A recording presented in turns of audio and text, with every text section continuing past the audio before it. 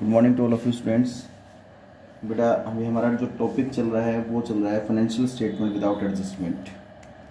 उसके अप्रोक्सीमेट हमारे 9 to 10 question हो चुके हैं और अभी एक नया टॉपिक मैं लेकर चलूँगा जिसमें हम लगभग अप्रोक्सीमेट ट्रेडिंग अकाउंट के बारे में हम पढ़ चुके हैं। हमने आपको 3 अकाउंट बताए थे। पहला बताया था ट्रेडिंग अकाउंट, सेकंड बताया था कौन सा account, profit and loss account, और थर्ड बताया था बैलेंस शीट।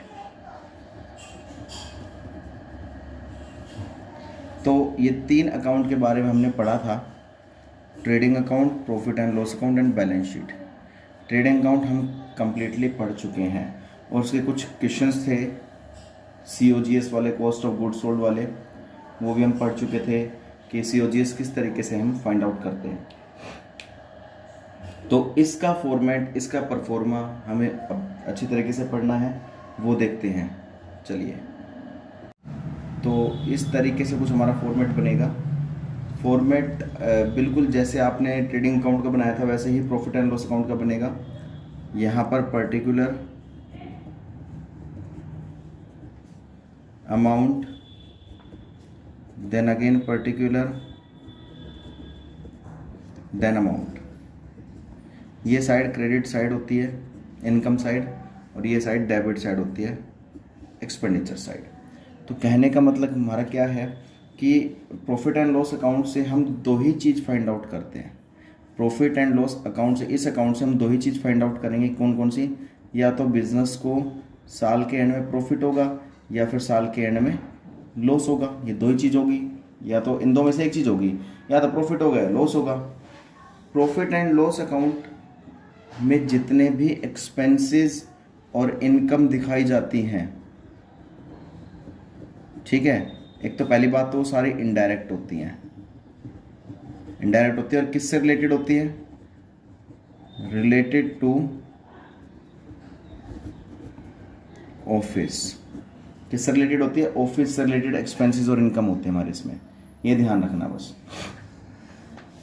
अब जो डेबिट साइड सारे एक्सपेंसेस होंगे, डेबिट साइड हमारे सारे एक्सपेंसेस होते हैं, और क्रेडिट साइड हमारी सारी इनकम होती है, ये ध्यान रखना, ठीक है। तो डेबिट साइड जितने भी एक्सपेंसेस होंगे वो कौन कौन से होंगे? देखो, ट्रेडिंग अकाउंट में जो भी एक्सपेंसेस दिखाए थे उसके अलावा जो भी एक्सपेंसेस बचे हैं, जो भी एक्सपेंसेस बचे हैं वो सारे हमारे डेबिट साइड आएंगे, और उसके अलावा जितने भी इनकम बची है वो हमारी सारी क्रेडिट साइड आएगी। तो सबसे पहले जो हम देखते हैं, पहले एक्सपेंसेस ले लेते हैं। जो एक्सपेंसेस कौन कौन से होते हैं? For example, to trade expenses, मतलब ट्रेड मतलब व्यापार, व्यापार करते समय जो हमारे खर्चे होते हैं वो सारे। टू ऑफिस एक्सपेंसेस, अब जितने भी एक्सपेंसेस बचे हैं वो सारे दिखा दो यहाँ पर। हमने अपने एम्प्लॉयज़ को सैलरी दी है, टू सैलरी।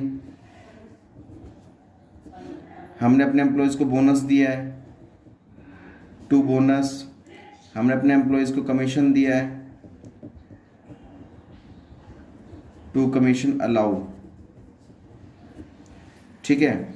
हमने अपने एम्प्लॉयज़ को डिस्काउंट दिया है, टू डिस्काउंट अलाउ। अलाउ का मतलब होता है देना। कोई भी हमने डोनेशन दिया है, डोनेशन में हमारे खर्चे हैं, ठीक है। कोई भी हमने लीगल फीस पे करी है, मतलब कहने का मतलब क्या है, जितने भी खर्चे हैं वो सारे इसमें दिखाने हैं हमें, ठीक है। कोई सेलिंग एक्सपेंसेस है, कोई भी सेलिंग एक्सपेंसेस है, कोई रेंट पे किया है, ठीक है। तो कोई एडवर्टीजमेंट एक्सपेंसेस किए हमने, एडवर्टीजमेंट एक्सपेंसेस है। कोई टेलीफोन बिल पे किया है, टेलीफोन बिल एक्सपेंसेस, या कोई ट्रैवलिंग एक्सपेंसेस है,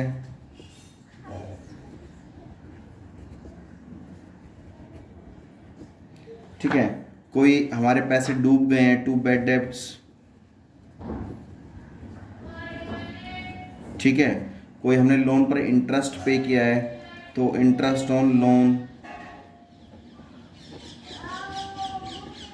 ठीक है।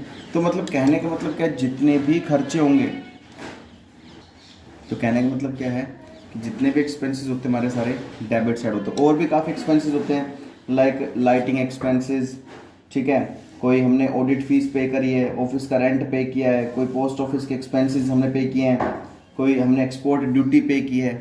मतलब जितने भी एक्सपेंसेस हैं हमारे पास वो सारे डेबिट साइड आएंगे। अब क्रेडिट साइड क्या क्या आता है, बाय ग्रोस प्रॉफिट। अब ग्रोस प्रॉफिट किस कौन से अकाउंट से आता है हमारा, ट्रेडिंग अकाउंट से जो प्रॉफिट आया था वो हमने क्रेडिट साइड दिखा दी। क्रेडिट साइड हमारी इनकम साइड होती है, ये ध्यान रखना। ग्रोस प्रॉफिट दिखा दिया। यहाँ कमीशन और डिस्काउंट अलाउ था, दिया है हमने, तो खर्चे थे, हो सकता है हमें कमीशन रिसीव भी हो सकता है, bye commission received by discount received.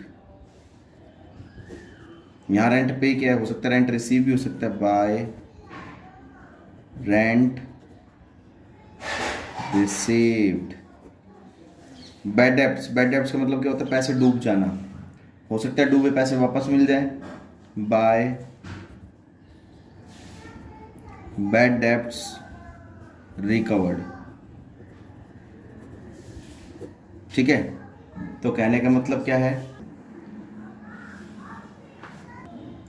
तो इस तरीके से ये क्वेश्चन पूरा हो जाएगा। कोई भी मिसलेनियस इनकम भी हो सकती है,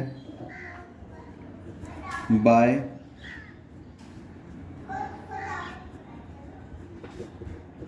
मिसलेनियस इनकम।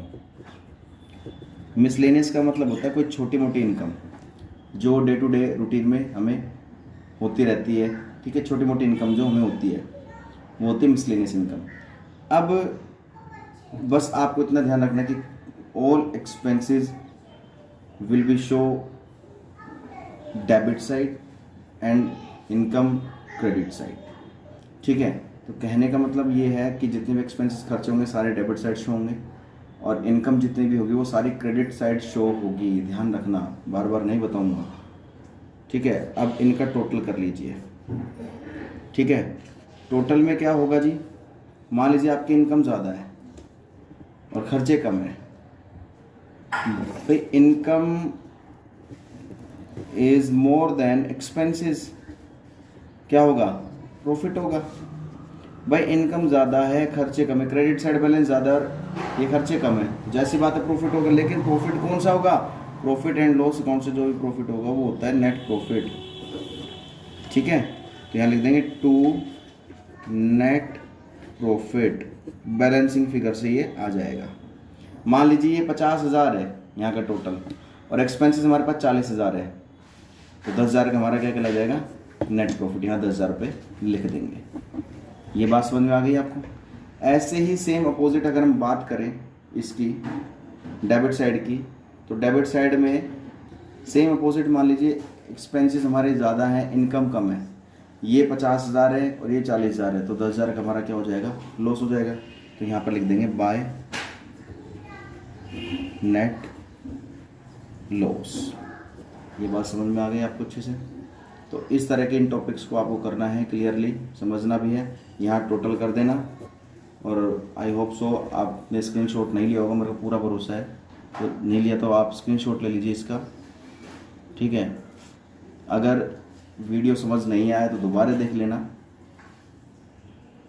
आ जाए तो बहुत अच्छी बात है, फिर भी नहीं आया समझ में फ़ोन करके मुझसे कंसल्ट कर सकते हो आप, और फिर भी समझ ना आए तो दोबारा वीडियो देख लेना। जब तक के लिए सेफ रहिए, सुरक्षित रहिए। जय हिंद, जय Bharat. Thank you so much.